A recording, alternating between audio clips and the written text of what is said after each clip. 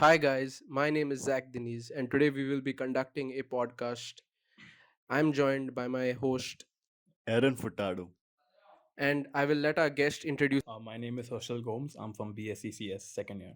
Okay, Herschel, thanks for joining us on the show. So, Herschel, how do you travel every day to college? I travel with my bullet every day from Konkoli, which is in South Goa. I travel 50 kilometers. Okay, so I can really relate to this because even I travel to Mapsa every day on a bullet, and it's really hard because the roads are not properly developed yet. Some places the roads are really quite bad. How do you deal with it, or how do you find the roads of Goa on the way to Mapsa? The roads in Goa are horrible. The highway makes it easy. I'm really waiting for the new bridge, Zuari Bridge, to be built. But for the most part, the reason my attendance is so low is because I don't feel like traveling every single day. Sometimes I just don't. I wake up, I feel like I'm in a college, but the travel is what turns me off. Same, even I, the idea of getting up in the morning and traveling 1 hour really is a turn off for many people. Even my friend Aaron Futado, he too travels from the south a lot of the times. Tell me, Aaron, what is your experience? So even as a pillion rider, I come with my friend Zach to college sometimes on his bullet. So yeah, the experience as a pillion rider also is pretty bad because there's the roads are bumpy everywhere, and my backbone starts hurting by the time I reach college. Okay, so Herschel, where do you come from? I come from Sildam. It is right after Navalam and before Konkoli. It's exactly like 55 kilometers away. So I travel technically 110 kilometers every day. The road coming from my place to like Margao, which is the city, is extremely like bad. It takes me like 20 minutes to get there. And while going home, it takes me like sometimes 2 hours to reach home. So Herschel, do you travel by car sometimes to college? Yeah, I do travel by car sometimes. Okay, so in that case, you must be taking the Atal Setu bridge, right? Yeah, but the thing with the Atal Setu bridge is like initially when I was first coming to college with the bridge, it was quite fine. But like over the months, the condition of the roads keep getting worse and worse. Right now, I'd rather I would go under the bridge. It's much easier, even though there's traffic, rather than damaging my car. Okay, yeah, that's a valid point. Yeah, same. Even when I very rarely bring my car, which is a Renault Kwid. By the way, Herschel, which car do you have? I have a Mahindra Thar. And does the Thar make the experience of the bad road any better? It does, but it also fuels my anxiety because I don't want to damage my car because it's not mine. It's my dad, and my dad he'll give me a really big scolding if I damage a car. Same. If anything ever happened to my car, I would also be dead. So yeah, even when I come on the Atal Setu, it feels so depressing because the bridge was just built quite recently, just a few years ago, and the bridge is already with so many potholes and work is constantly being done. It's just so disheartening that it's a bridge that people waited for so long to experience, and it's already gone so bad. So now let's come to the topic of traffic rules. So now some of the rules that the government makes, they really don't make that much of sense, like a ban on modified exhaust systems. At least in my opinion, that doesn't make much sense. I don't see how it affects many people. Yeah, there is noise, but instead of outright banning all of them, they should just have some sort of system. Anyway, Herschel, do you follow all of the traffic rules that they are? I make sure to do my best, not just because I'll get fined or anything like that, because I honestly value my safety. That's why I make sure to wear my helmet at all times, even if going around my village. Even if it's like a 2 minute ride, I make sure to wear my helmet. And I prefer not overspeeding and overtaking. I try to be as safe as possible because at the end of the day, even if it's not your fault, it can be somebody else's fault and you can get injured and you don't want that. And when it comes to me, I do wear the helmet mostly on like the highways, but when it comes to internal roads, I don't wear the helmet. Same. Even and on the internal roads, I also do not wear the helmets. But nowadays, you really have to be careful because even on the internal roads, there are police officers sometimes. Another reason I wear my helmet is I have very sensitive eyes. So even like 20 seconds riding without a helmet makes my eyes really red. And there's been so many times where I've gotten eye infections because of this. Yeah, for that reason. That's really interesting. I've never heard of people getting eye infections on while riding without. Anyway, moving on. The road safety laws that are being put into place, for the most part, are for our own safety. But sometimes, when the road safety laws are not followed, certain tragedies can happen. Herschel, I think you can give us a story that you know about. Yeah, so this happened when I was in the 11th standard. It was like approximately 3 years ago. So the guy that like met with an accident, I knew him from school. He was my junior. He was 2 years younger to me. I remember playing football and all with him. So it was kind of like heartbreaking when I got the news. So this incident happened like literally like 2 minutes away from my house on the highway. So apparently he was riding the bike. He was underage, obviously. He was riding the bike really fast, and he tried cutting off from the highway to like the other road. And some tourist vehicle, I think, hit him. And it might have not been his fault, but still, since he was underage and all of that, yeah. So he met in a really bad accident, and he ended up injuring his head. He got some blood clots. Even though he was rushed to the hospital, he didn't survive more than like a day. Yeah, it was really heartbreaking knowing that like a person you like, knew, like you play with, just like has died. You know. So yeah, and that for that reason, especially when I'm going in like that area, I make sure to be extra safe because I also kind of met with an accident in that area. Like I was taking a turn coming off the highway and some person hit me. Luckily, nothing happened to me. Yeah, but for the most part, you just everything's so uncertain, so might as well be extra safe, right? Yeah, correct, correct. In fact, if I remember the story correctly, I heard that even his parents got put into jail, even though their son had just met with an accident and they didn't even get time to grieve. They just, due to the way the law works, his parents were also put in jail. Am I correct? Yeah, it's true. That's true. They had to pay like a really big fine to get out of jail and all of that. Like there's a whole scene.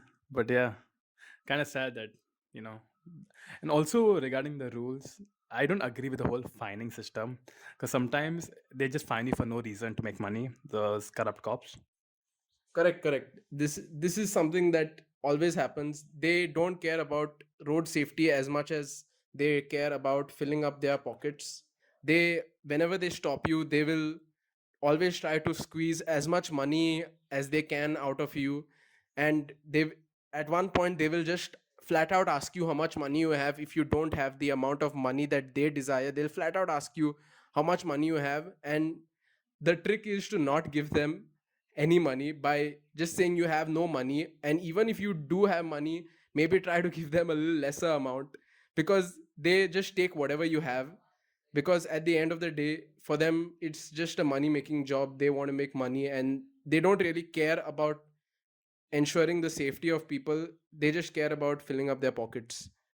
So yeah, I have a story regarding being fined. So I think it was like in January of this year. So I was going to meet some of my friends, and I didn't really know exactly their location. So I was using Google Maps. So I was riding the bike very carefully, and keep in mind, I ride a Jupiter, and I have a small mobile pocket so where I can keep my phone for the bike. So I was riding the bike extremely slow. Like it was like at 5 kilometers per hour. Like it was almost stopped. So I was checking my phone to see where the location is, and I didn't know there were cops ahead. So I was almost stopped. My bike was almost stopped. Even then, he stopped me to the side, and he's questioning me. He's like, "Why were you using your phone and all of that?" And I just removed my phone out for like a second, like half a second. Okay, so then he starts like questioning me, and just because I was polite and I was really kind, that's the reason he almost let me go. He still fined me 100 rupees, but he was like giving me a whole talk about how teenagers, young like these days are so mean, and like he would have fined them extra. Like that doesn't make sense, right? If it's a fine, he has to fine me the whole amount. It's just a whole money making scheme if you think about it. Exactly, you have to play to their emotions. It just, they let their emotions control their job so much that you have to really realize that when you have such a job, you have to put your emotions aside. Okay, so now I this is a topic that I really wanted to talk about, is which you what do you think is safer, Herschel, comparatively, the south or the north, when it comes to being safe on the roads? When it comes to being safe on the roads, I would say south because I don't feel like I have to really pay attention while I'm riding in the south. While in the north, It's not me. It's the all the other people. Because the people that the way they ride in the north, especially Mapsa city, it's horrible. Like they don't care. They don't put any indicators. They don't look left, right. They just go for the heck of it. And the amount of accidents that have taken place recently, like approximately 2 weeks ago, I was crossing the road. Okay, I made sure to look left and right. It was clear. But this guy, the guy on the bike, he just speeds up all of a sudden and hits me.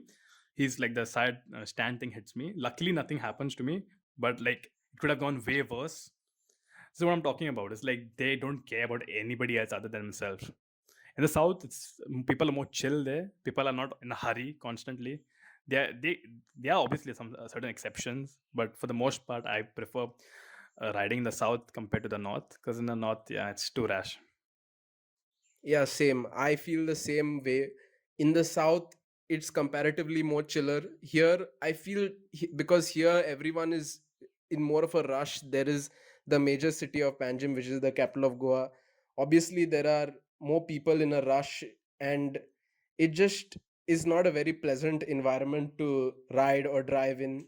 Especially Mapsa. Mapsa is very rash. So I've witnessed more accidents here than I have witnessed in the south. Even though I live in the south, I have witnessed more accidents over here. And to add to this, I too have an incident that took place right outside St. Xavier's College. This is right opposite those shops that are in line, the Xerox shops and the vegetable vendors. So one day we were on time to college, like 10 minutes earlier. So I was coming to college with my friend Rensley. So we reached that spot where there is that turn you take to go to gate 3 straight over there. So there was one teacher who overtook us like 5 minutes back, and as she took the turn, I guess she did not see the student that was oncoming from the opposite side of the road, and they crashed. And something was telling me just few minutes before the accident that that was going to happen, because that spot is very accident prone. A lot of accidents before as well have taken place there. So yeah, I feel people should be a little more careful around that area. Were the people involved in the accident all right? The student was fine, thankfully, because she was wearing a helmet, but the teacher wasn't, surprisingly. So she was, I guess, feeling a bit dizzy. But she survived, right? Yes, both of them survived. Okay. Unfortunately, one of our teachers recently told us that few days back, in fact, there was an accident near St. Xavier's, exactly near those fruit vendors, where someone unfortunately lost his life. So I really feel like such places where there are blind spots, they should include more of those mirrors that allow you to see oncoming traffic, so that such accidents could hopefully be avoided in the future. And also, I I really do not like the way licenses are handed out in this country.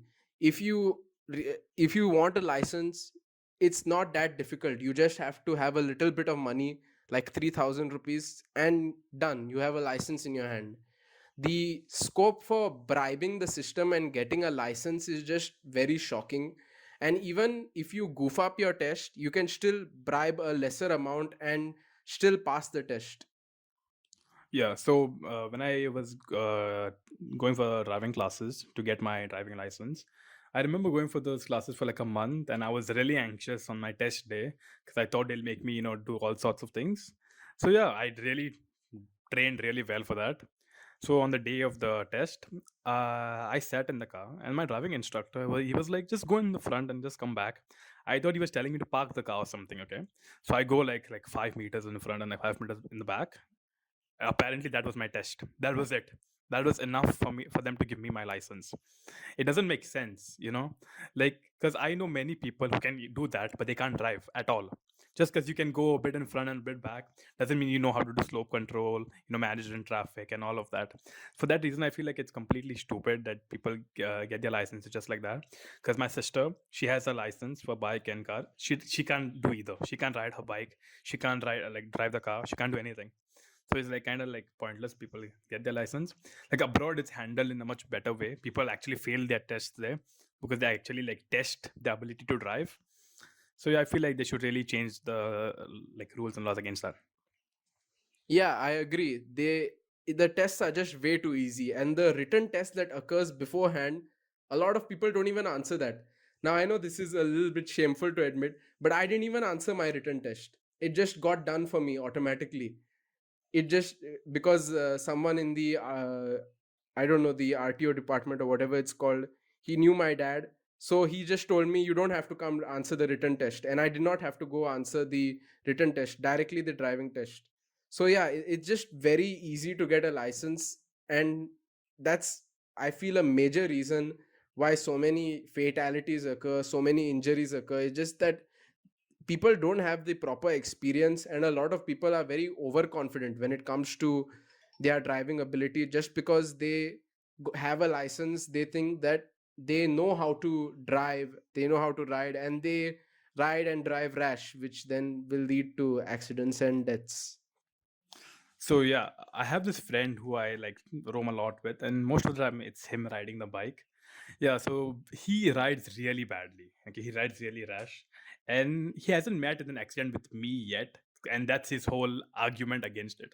So whenever I point it out, right, like, oh, that was a close call. Oh, that was this. That was this. His whole argument is, oh, I didn't meet with an accident yet. No, see, you're fine, right? You're fine, right? That's his whole point. He'll have like 10 close calls in a day, but at the end, you're fine, right? That's his whole argument. And I know a lot of people like that. I really hope people don't think that's the way they should, carry themselves or ride. Be more safe, especially that person. So yeah. Yeah, that's definitely the attitude. Until something bad happens, people don't really be that careful. They just wait for something bad to happen. They just ignore the close calls, they ignore the signs, and they just continue driving rashly until one day where something bad might happen, and God forbid they lose their lives. Now I would want to move on to the topic of roads in Goa that are infamously bad. First up, I would like to talk about the roads in my area itself. The road in front of Rosary Church in Naveli. Uh, For the past like couple of years, I've been seeing that road like being in a really bad condition, and they just like do haphazard work on it and they go away. And it's, once the monsoons come, it's the same thing. And there has been a famous meme as well on it where certain youth from the village have gone there and tried to like they've done like fishing or something over there to show that it's kind of a pond that is created over there. Like that bad is the condition of the road. So yeah. Even where I live in Ake, the roads are not the worst, but they are still, in some places, they are still quite bad. And for some reason, there is constantly work being done on the roads, which leads to an influx of traffic. There's always, every couple of months, there's some work being done near my house, some sewage work or some sort of work. And it always blocks traffic, and it creates a lot of dust as well, which is really annoying. I really don't know what is going on. There's just one advantage to bumpy roads. I think some people can relate to this. When you take your girlfriend behind and you go on a bumpy road. Have you ever experienced such a thing, Herschel? Yeah, when I take my cousin. Oh, okay, that was a little bit weird. Okay, and what about you, Aaron? No, I usually ride solo, so I don't have any such experiences to relate to. Same, same. Hopefully, one day we will also experience such small, small joys in Your life. cousins. No, no, not with your cousins. Anyway, what about you, Herschel? Do you know any particularly bad road? Yeah, so whenever I go out like for dates and all, there's this specific road in Sazora that goes up to the lake. Yeah, I tend to take my friends there, usually my family. Yeah, it's very bad. The roads are very bad, very bumpy, but you get the idea. Yep, I too have been there. The roads are indeed quite bad. Okay, so now I would like to talk about some ways where in which the government can improve the road safety in India and Goa. Yeah, firstly they should improve the fining system. They should hold like they should hold the traffic police more accountable for the fines they charge to the civilians, because nowadays they think they have all the power in the world. If they catch someone without a helmet or anything like that, they'll charge. Because that day my cousin was fined 14,000 for no reason at all, just because she didn't wear helmet, and she had like a medical reason for that. She had injured her head, and that's why she couldn't wear a helmet. Yeah, but like, yeah, people, they just want money, right? At the end of the day. Yep, exactly. And I feel like how American cops they wear body cams. I feel like certain traffic policemen should also wear body cams, because the way they accept bribes so easily, they would definitely think twice before doing so if they had a device recording them at all times. Because even when they go to take bribes, they make sure cash only, they don't want any digital footprint following them. So if there was some way to incriminate them, they would definitely not take any more bribes, and they would reprimand the public more in a fair way, and that would, I feel, definitely make the roads much more safer. Also the driving test, they should improve that. They should make sure they give license to people who are competent enough to drive well, and not simply just accept bribe and give licenses to anyone. Because for the most part, even if you don't give bribe, they just, that test is too easy. You should really make it more difficult. Yeah. Okay, guys, let's wrap it up. I would like to thank our guest Herschel Gomes for being with us on our podcast today. Thank you for having me. It was like very fun giving you all my view and talking about my opinions and all of this. Yeah, thanks for having me. Yeah, thank you, Herschel. And thank you for listening, guys. Be sure to tune in next time to our podcast, and see you guys next time.